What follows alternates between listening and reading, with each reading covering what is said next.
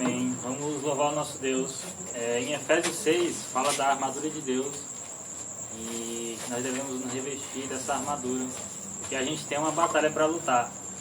Mas a palavra também fala que essa batalha não é contra a carne, não é contra o nosso irmão, não é contra o nosso próximo, é contra principados e potestades. Então que a gente possa lutar essa batalha e no final dela a gente possa chegar, como o apóstolo Paulo fala, que encerramos a carreira, combatemos o bom combate e guardamos a fé, né?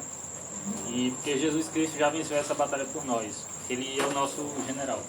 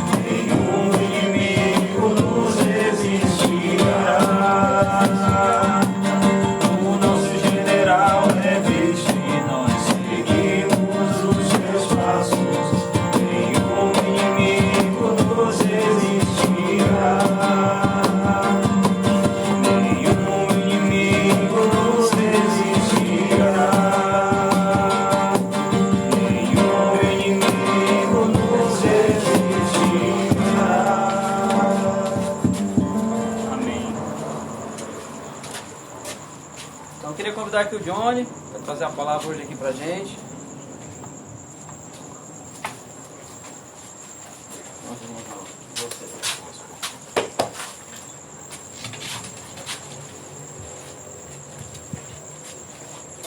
Gente, boa noite. Vou bagunçar aqui um pouquinho a localização aqui, só para não ficar para virar de frente para todo mundo aqui. Primeiro eu queria agradecer a acolhida, é uma satisfação para mim muito grande estar presente aqui. Eu sempre digo que nós temos uma família, né, espalhadas pelo Brasil, famílias com culturas diferentes, com sotaque diferente, e é sempre um privilégio a gente ouvir um sotaque diferente, né? Estava falando com o pessoal do Rio, lá na subsede do Rio, lá a gente estava no Pesco lá e daqui a pouco passou um carro com um funkzão e a gente teve que parar para poder, né? Aqui não toca o funk, mas daqui a pouco passa um carro com um forrozinho, Então é muito legal isso, a gente ter família espalhada por todo o nosso Brasil e alguns lugares do mundo, né? Eu realmente me sinto em casa e digo para vocês que é um grande privilégio reencontrar grandes amigos aqui e conhecer novos amigos, né? Eu digo que aqueles que envergam o mesmo colete, com as mesmas cores que nós usamos, né? São aquelas pessoas que nós franqueamos entrar na nossa casa. Às vezes mesmo que a gente não conheça, né? Mesmo que a gente não tenha intimidade, se ele chega com essa credencial, ele entra na nossa casa, ele abre a geladeira, ele dorme na nossa casa, né? Isso é essa visão que nós precisamos perpetuar, né? E é por isso que nós temos que ser criteriosos com aqueles que vestem e aqueles que continuam usando, né, o nosso colete. Mas eu queria compartilhar uma palavra breve com vocês, que está em Filipenses 4, versículos de 6 a 9. Filipenses 4, de 6 a 9. Se você tem sua Bíblia aí, seu aplicativo, abre aí para acompanhar a leitura rapidamente.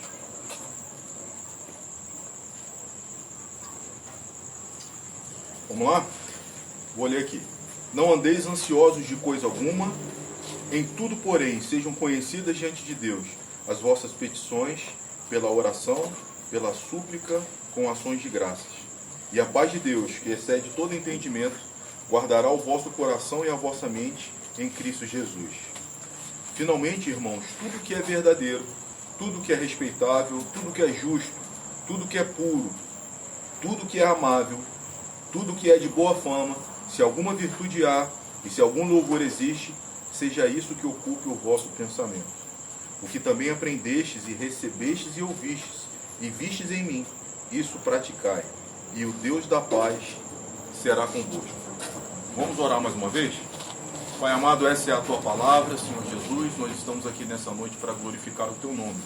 Nós pedimos que a exposição da Tua palavra, Senhor Deus, venha de encontro aos nossos corações, encontre guarida nos nossos corações, ó Pai, para que gere transformação nas nossas vidas, para que nos desafie a viver uma vida cada dia mais para a glória do Teu nome. Nós oramos em nome de Jesus, Pai. Amém. Gente, esse assunto ansiedade é um assunto muito interessante, talvez seja um assunto muito atual, né? No momento que nós estamos vivendo, né? No momento da nossa história, né? Quando a gente fala de pandemia, né? É claro que os efeitos dessa pandemia, eles acontecem de forma diferente na vida de cada um, na vida de cada pessoa, na vida de cada cidade, né? Mas lá na nossa região, lá em Brasília, a gente tem visto muitas pessoas adoecerem por questões emocionais. Pessoas que num primeiro momento da pandemia se fecharam dentro de casa, isso trouxe um grande transtorno, né? E, enfim, pessoas que têm sido impactadas emocionalmente pelos efeitos da pandemia, né? A gente pode entender que essa questão emocional, da ansiedade, né? das doenças que contemplam as nossas emoções, o nosso psicológico, né? São o mal do século, né? A gente vê tanto isso acontecer. Só para vocês terem noção, a OMS fala que 50% das pessoas que passam por hospitais sofrem de doenças psicossomáticas, que tiveram origem, né, emocional, né? Para a gente ver a grandiosidade. Mas a gente vê aqui que Paulo está falando aqui aos filipenses e que esse problema não é um problema tão atual assim. É um problema que já atingia, que já contemplava aquela comunidade naquela época lá de Filipos, né? E aí, gente, quando a gente fala de ansiedade, a gente começa a olhar um pouco para a nossa vida, né? Olhar um pouco para a nossa vida, para as nossas dificuldades, para o nosso dia a dia, né? Então, as crianças de hoje acessam muitas informações, têm acesso a coisas, né? Às vezes coisas que nem deveriam ver, né? Violência, às vezes, coisas relacionadas com feitiçaria. Depois os adolescentes, quando chega naquela idade da adolescência ali, aí começa aquela briga no espelho, né? Com espinha, com a aparência, né? Com a autoafirmação, né? Vem toda aquela, aí vem a pressão depois para o vestibular, a pressão lá para o Enem, que o cara precisa se definir profissionalmente falando. Aí você chega nessa idade da juventude aqui, vem a questão do casamento, né? O cara não sabe se casa, se ele compra uma moto, né? Ele não sabe com quem que casa, e aí vem aquelas questões todas da juventude ali. E aí depois que casa, e aí você passa um tempo casado, os filhos vêm, aí os filhos crescem, e a gente começa a se preocupar com quem os nossos filhos se casarão. E aí a gente chega na idade, a gente fica mais velho, na terceira idade, né? Aí a gente começa a se preocupar com as doenças que começam a aparecer, coisa que não tinha antes. A gente começa a criar uma expectativa na morte, né? A gente começa a se preocupar com os nossos filhos, se eles estão bem, com os netos, né? Então toda a nossa vida é uma vida carregada de incertezas e de coisas que a gente vive no dia a dia e que fazem parte da nossa rotina, mas que nos traz essa condição de muitas vezes insegurança, né? Emocional, né? E aí eu pergunto para vocês, qual foi a última vez que você viu alguém ansioso, né? Alguém aqui não tem visto alguém ansioso, né, nos últimos dias? Ou, eu vou melhorar minha pergunta, alguém aqui não é ansioso, não tem nenhum grau de ansiedade, né? Então normalmente se a gente acordou hoje, se a gente passou na frente do espelho, nós conhecemos alguém que vive pelo menos um nívelzinho, um grau de ansiedade, né? É claro que uns mais, outros menos um pouco, mas é algo que alcança todos nós. E aí o apóstolo Paulo ele traz aqui primeiro um diagnóstico, né? Não andeis ansiosos de coisa alguma. Em tudo, porém, sejam conhecidas diante de Deus as vossas petições, pela oração, pela súplica e com ações de graça. E aí, eu falo para vocês o seguinte: algumas coisas são muito claras para nós que nos estimulam a ter esse tipo de sentimento. A primeira coisa são as circunstâncias da vida. As circunstâncias da vida nos fazem ser ansiosos, né? Você sai de casa atrasado para trabalhar e aí bate o carro.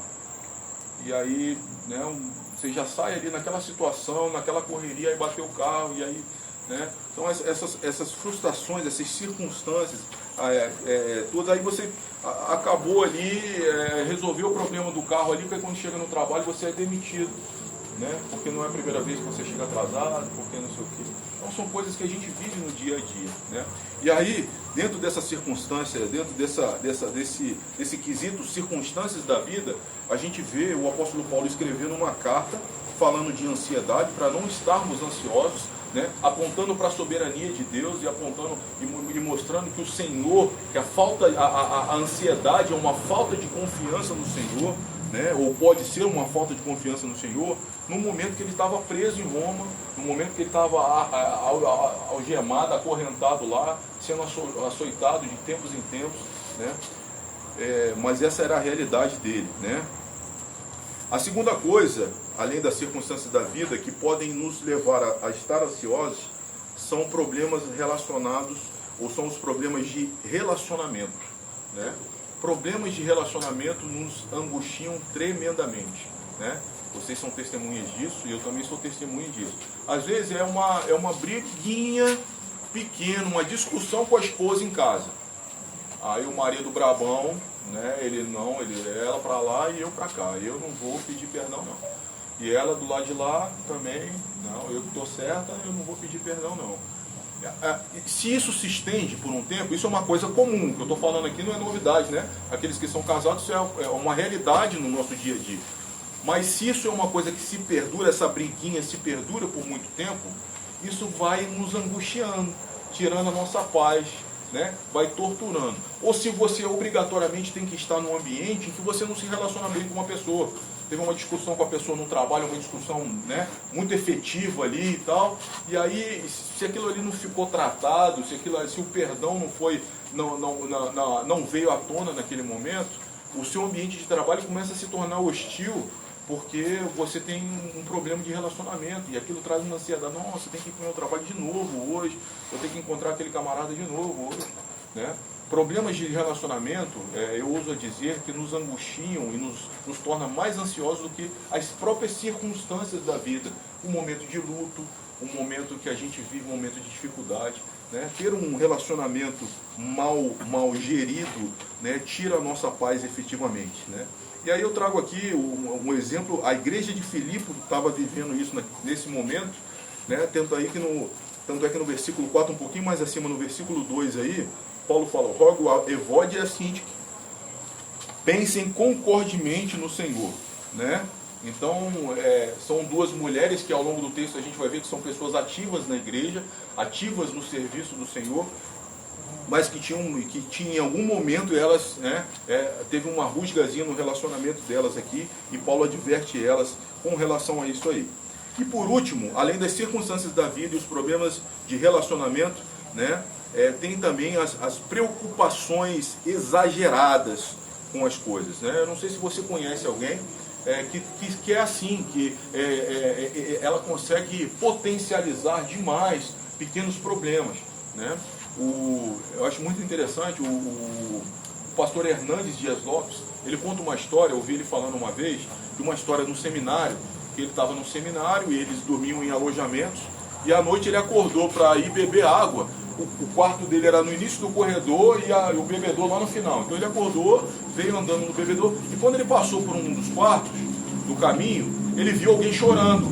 Não, peraí que eu vou parar e vou lá olhar. E aí entrou lá no alojamento, era um amigo dele, falou: meu irmão, o que houve aí? O cara chorando copiosamente, não conseguia nem falar.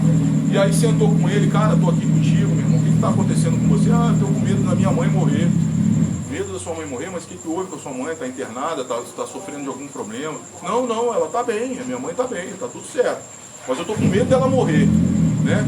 Então, situações como essa, né? Essa senhora, passado 20, 30 anos, continua viva, continua bem, e o cara há 30 anos atrás estava preocupado porque a mãe dele um dia ia morrer, né? Então a gente, com coisas pequenas, a gente potencializa, nós criamos coisas, né? Para poder nos tornar ansiosos, né? Então isso é muito interessante. Só para a gente ter uma ideia com relação a isso aí também, hoje nós vivemos, na década de 50, se consumia 5 vezes menos do que se consome hoje, né? Para ver essa questão do exagero, né? O luxo, né, de ontem é a necessidade de hoje, né? A gente está falando da década de 50, né? Então exageros em tudo precisa ser maior, tudo precisa ser muito intenso, né? Não só questões materiais, como questões emocionais, né? Eu gosto muito também de uma simbologia que o reverendo Augusto Nicodemos utiliza para a ansiedade. Ele fala que a ansiedade é estar crucificado, né, entre duas cruzes, né? A cruz do passado, que é o remorso, é a falta de algo tratado no passado, é a vergonha de algo que foi vivido no passado e que nós até hoje temos vergonha, né? Ou a cruz do futuro, que é a cruz da falta de controle do que há de vir. Então muitas vezes a gente se encontra nessa situação, ou nós temos remorso, ou nós sofremos ansiedade por algo que nós temos vergonha, que nós arrastamos uma vida inteira, por algo não tratado diante de Deus, que foi vivido no passado e que não chegou hoje, né? Ou por algo que ainda vai acontecer e que nós não temos domínio sobre essa coisa, né? Então é muito interessante isso aí. E aí, dito isso, deixa eu ganhar um tempinho aqui. É importante agora nós vimos aqui um diagnóstico, né?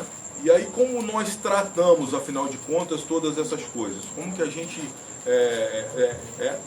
em primeiro lugar, o que é a ansiedade verdadeiramente? Né? O que é a ansiedade? O que é a ansiedade? Essa palavra ansiedade, no original grego, ela significa estrangulamento, ou significa divisão, né? Então esse é o sentido da palavra. Então nada mais é do que essa falta de controle com as coisas que ainda estão por vir, a falta de previsão, né? Quando nós temos uma previsão no nosso dia, hoje eu vou acordar, por mais difícil que seja o desafio diário, nós nos preparamos emocionalmente para o nosso dia, né? Só que às vezes a gente não tem essa previsão, a gente não tem esse controle. E isso não é incômodo, isso muitas vezes nos deixa numa situação de tensão ou de ansiedade, né? Por nós não sabermos o que vamos enfrentar no dia. Isso é efetivamente ansiedade. A ansiedade, então, ela tem poder, sim, de destruir muitas vezes o nosso presente, mas não tem nenhuma perspectiva de mudar o nosso futuro. É muito interessante isso, né? E afinal de contas, como nós curamos isso? Versículo 6, vamos lá. Não andeis ansiosos de coisa alguma, em tudo, porém, sejam conhecidas diante de Deus as vossas petições, pela oração, pela súplica e com ações de graças. Então, o primeiro remédio que nós devemos observar no tratamento da ansiedade é orar corretamente, né?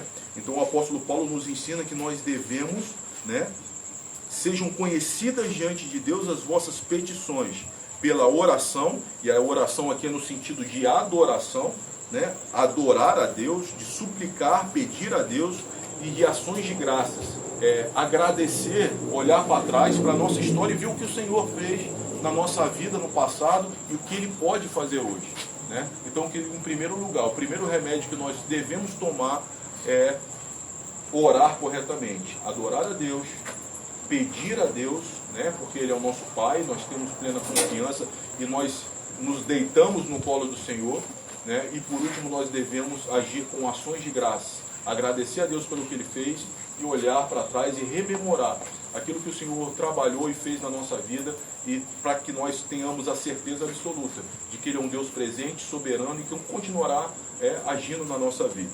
Então, orar corretamente, o primeiro remédio. O segundo remédio, né, que nós devemos tomar está aí no versículo 8.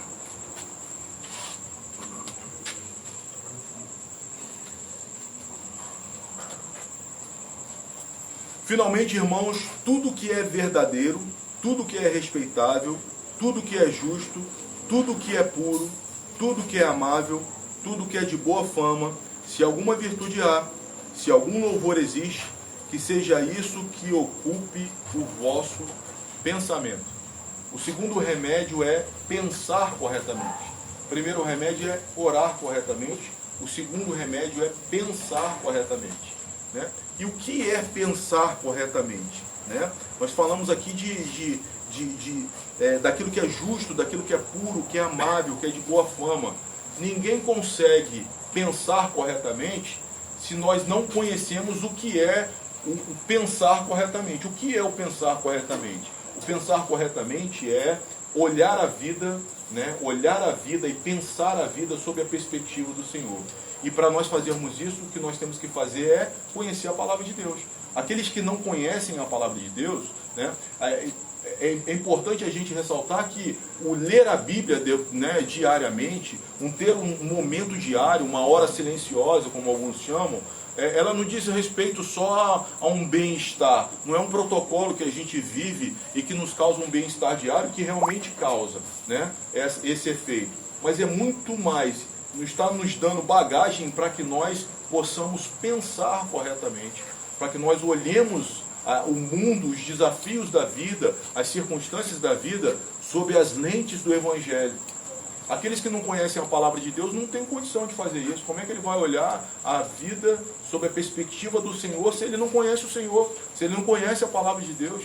Então é importante que nós conheçamos a palavra e que esse nosso tempo seja cada vez mais valoroso, né? Esse tempo devocional, esse tempo de leitura da palavra de Deus, né? Isso não só nos transforma, nos impacta naquele momento, é a forma que o Senhor tem para falar conosco, né? Mas isso nos dá bagagem suficiente para que nós possamos ter uma cosmovisão cristocêntrica, para que nós olhemos a vida sob a perspectiva de Deus e aí consigamos pensar corretamente. Então, primeiro remédio, orar corretamente. Segundo remédio, pensar corretamente. E o último remédio, e terceiro, está no versículo 9, que fala: o que também aprendestes e recebestes, e ouvistes e vistes em mim, isso praticai, e o Deus da paz será convosco. Então, o último remédio é agir corretamente.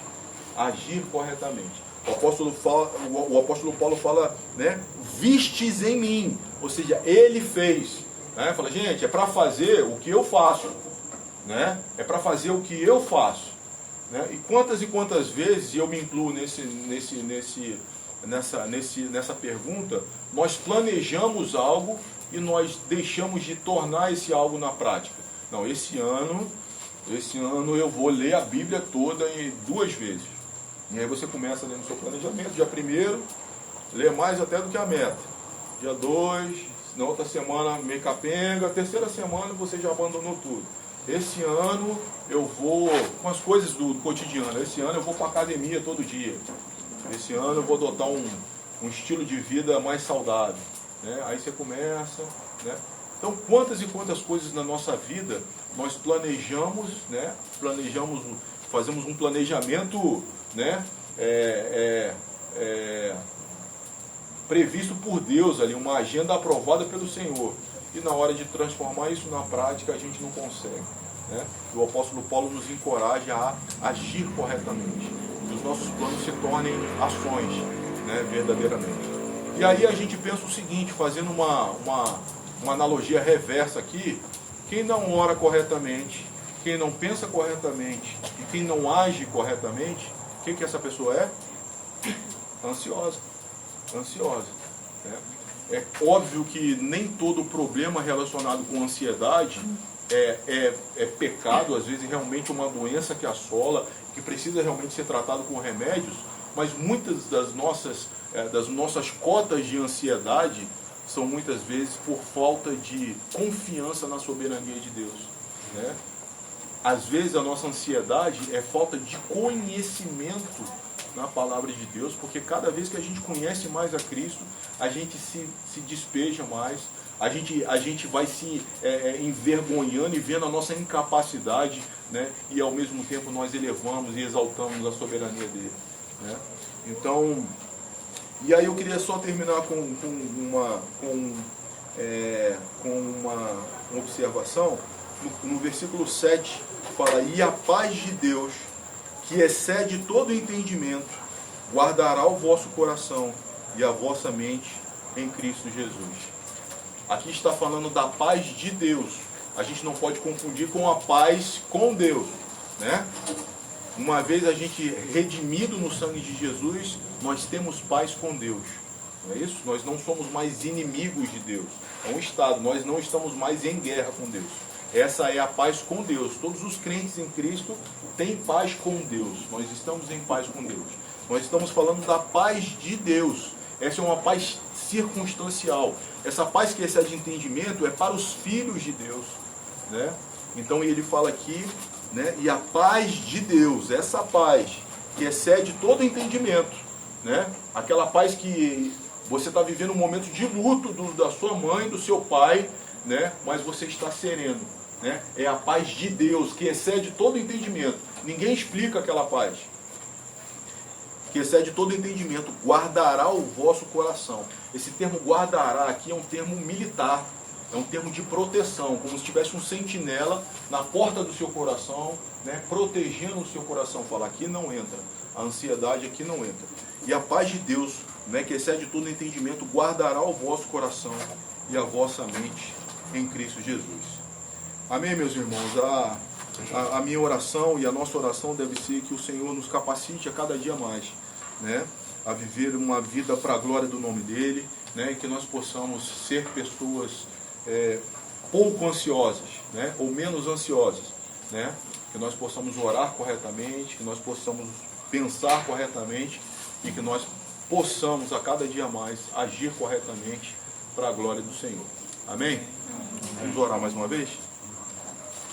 Pai amado, muito obrigado, Senhor Deus, por essa noite, obrigado pela Tua palavra, obrigado pelo Teu amor para conosco, nós glorificamos o Teu nome nessa noite. Nós queremos ser a cada dia mais pessoas transformadas pelo Teu sangue, Senhor Jesus. Nós queremos ser cada dia mais pessoas modificadas pelo Teu Espírito, Senhor Deus, para que nós possamos viver a cada dia para a glória do Teu nome. Pai, nós te pedimos, Senhor Deus, a Tua paz sobre as nossas vidas, Senhor Deus, nos conduzindo na caminhada, Senhor Deus, enchendo o nosso coração de confiança e na certeza de que o Senhor é por nós. Cuida de cada um aqui, cuida de cada família aqui representada, cuida do missionário do Motoclube Cristão em Teresina, no Piauí, Senhor Deus, que esses homens possam marchar a cada dia mais, Senhor Deus, para a glória do Teu nome, que o Senhor possa dar a eles oportunidade de impactar o mundo com o Evangelho. Nós oramos em Cristo Jesus, Pai. Amém. Amém. Queria chamar aqui o Jaleus para orar aqui pelo Johnny.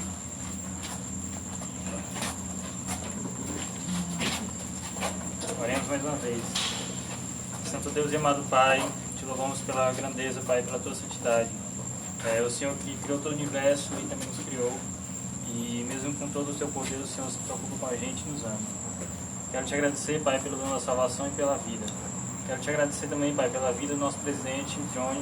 O Senhor continue abençoando, Pai, e protegendo, Pai. Que o Senhor continue capacitando, dando um entendimento para presidiar o nosso clube. E que o Senhor continue, Pai, abençoando esse clube e também a nossa sede aqui em Teresina. Pai, continua conosco hoje dessa noite. É isso que te pedimos e de já te agradecemos. Em nome do Filho amado Jesus Cristo. Amém. Amém. Amém.